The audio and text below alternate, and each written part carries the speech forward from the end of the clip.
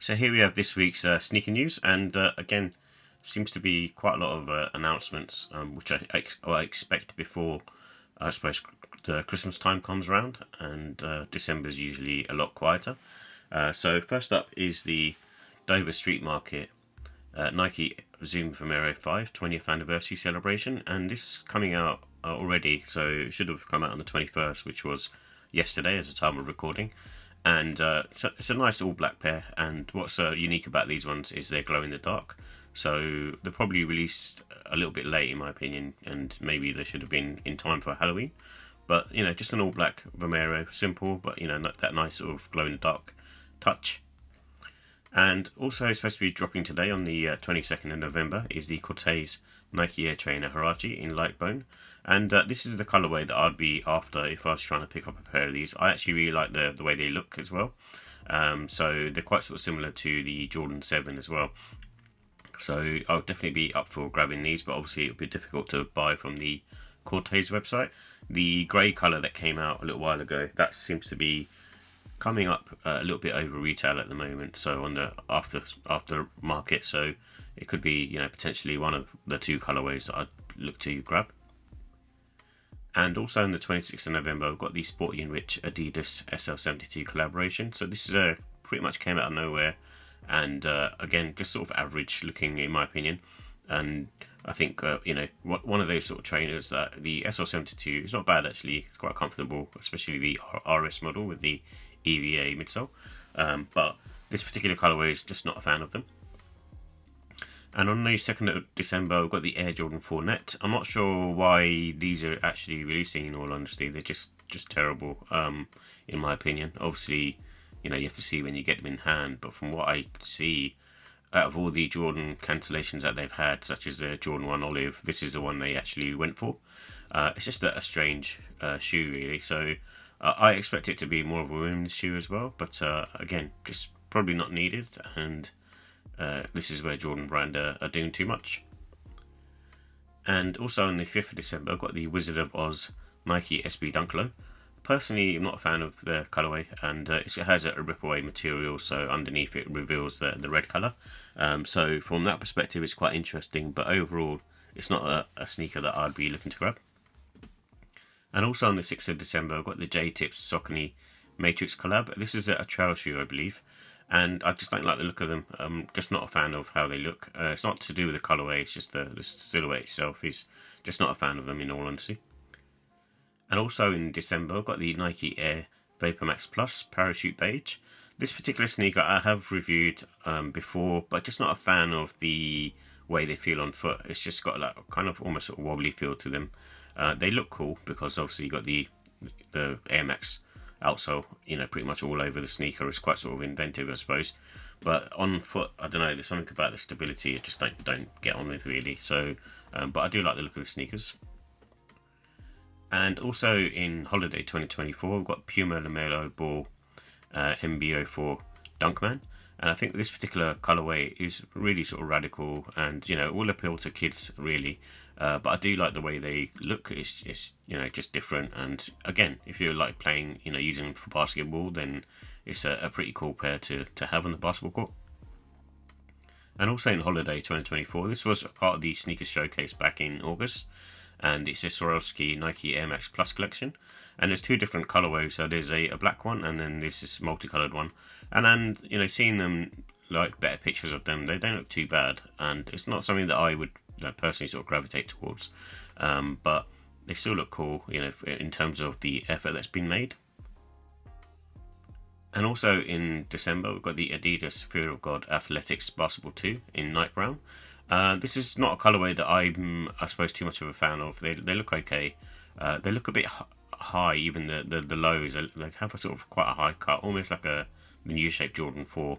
And for me, it's one of those ones where I think it depends on the colourway. Because the beige white colourway that I saw, the stone colourway, that seemed to look really nice. And this particular one is not doing it for me, but it's a cool looking silhouette. But I'm not sure if it's anything above the first basketball one that they released.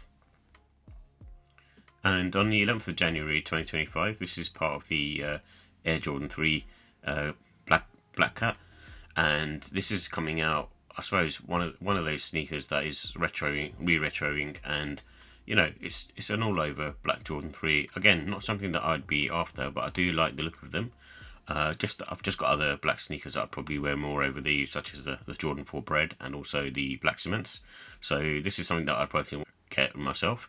And then also, I'm not a fan of the patent leather that's going around the toe box area, mudguard area. And the Nike Air Max Muse is coming out on the 11th of Jan. This one actually looks nice and sort of a chunky silhouette as well. So similar to the Air Max Portal, I suppose. But personally, again, not something that I'd grab, but I'd like to sort of get a pair for review because I always like to see how these Air Max silhouettes are. But would I be looking to keep one? Probably not, no. I think it just also depends on the colourway, but at the moment they just seem quite a chunky silhouette, almost more for women.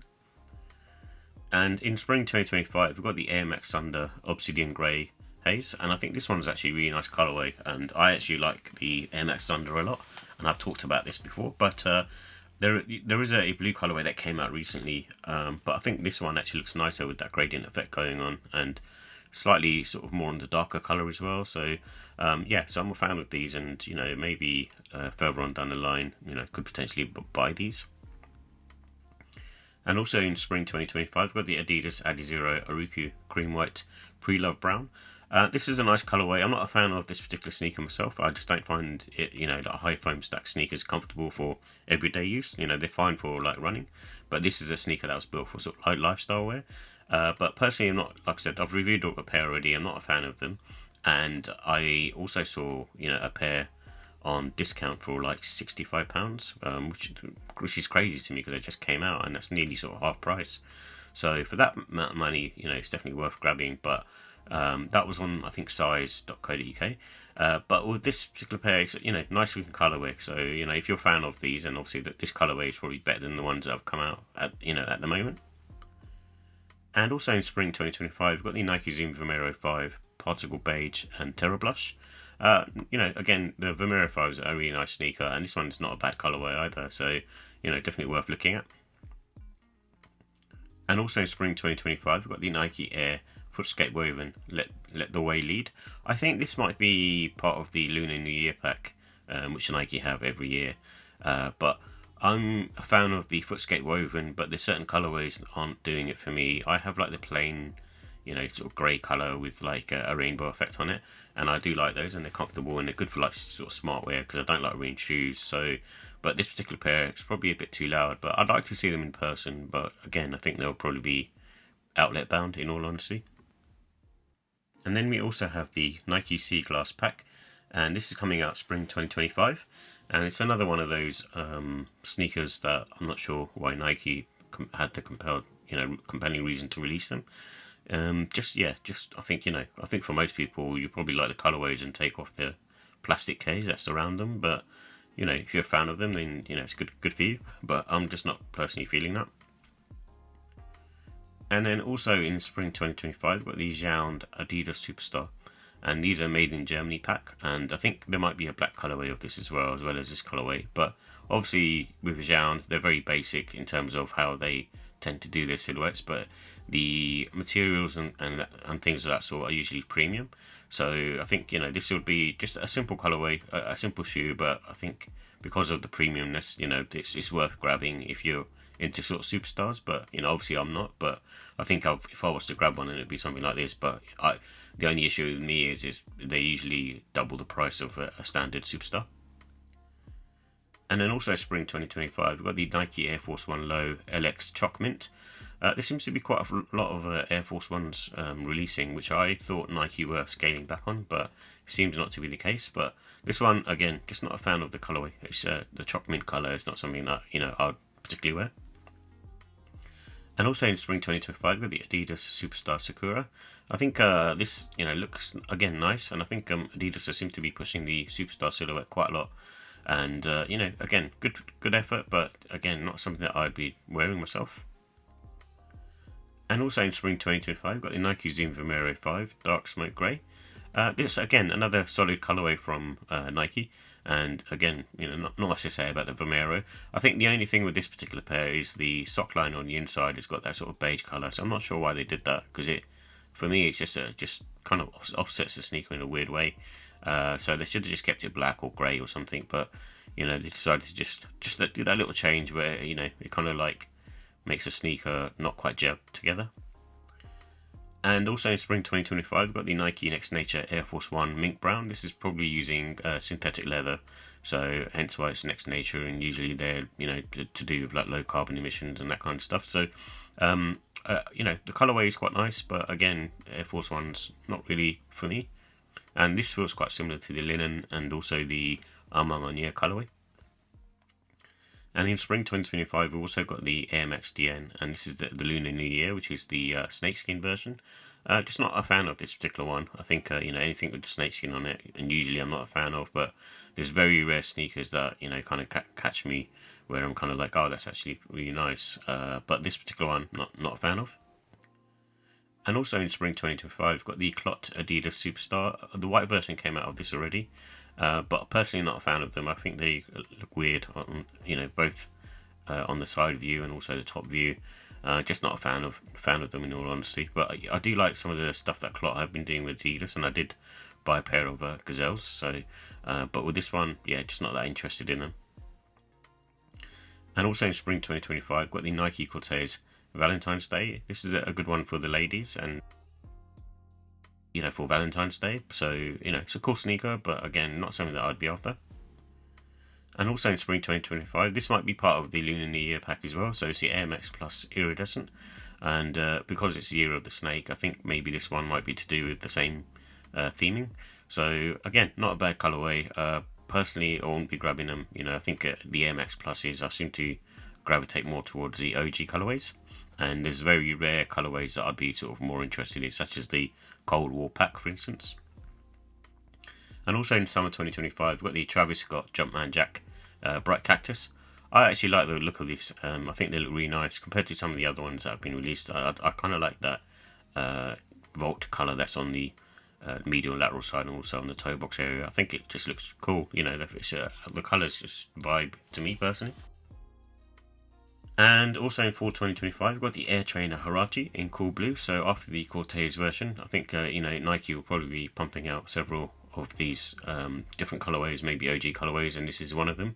And again, I'm a fan of this model. I've never had it previously, so I'll be looking to definitely buy at least one pair of Huaraches. And also in fall 2025, this is the Nike Air Diamond Turf Emerald. I initially thought these were Huaraches when I first looked at them, and maybe they're using the similar tech from that, because they did, Nike do tend to use a similar tech from other silhouettes.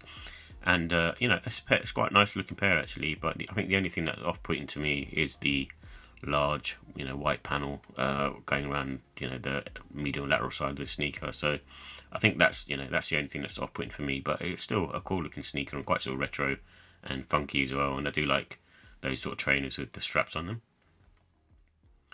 And also to be confirmed is the Adidas Anthony Edwards 1 Low Blue Burst. This one has sort of iridescent paneling on it in terms of its colorway. Not something that I would be like gravitating towards. I prefer mine, more to be sort of matte in color. But I do like the colorway. But if it was matte, then I'd probably be more interested in it. But not as a sort of pearlescent, iridescent type colorway. I don't like that kind of shiny look. And also to be confirmed is the Jordan 4 RM Shadow. So I've talked about the Jordan 4 RM before. I actually personally think it's a nice silhouette to wear, especially for everyday use. So, if you can pick them up on sale, which you can do at the moment, it's definitely worth trying if you're after a pair of sneakers to, sort of run around in. And this last one, to be confirmed, is also the Nike Air Force 1 Have a Night Day. Usually these are released, I think, March, April time for that campaign. And again, not a bad pair, but again, it's not Nike trying that hard. It's again another Air Force 1.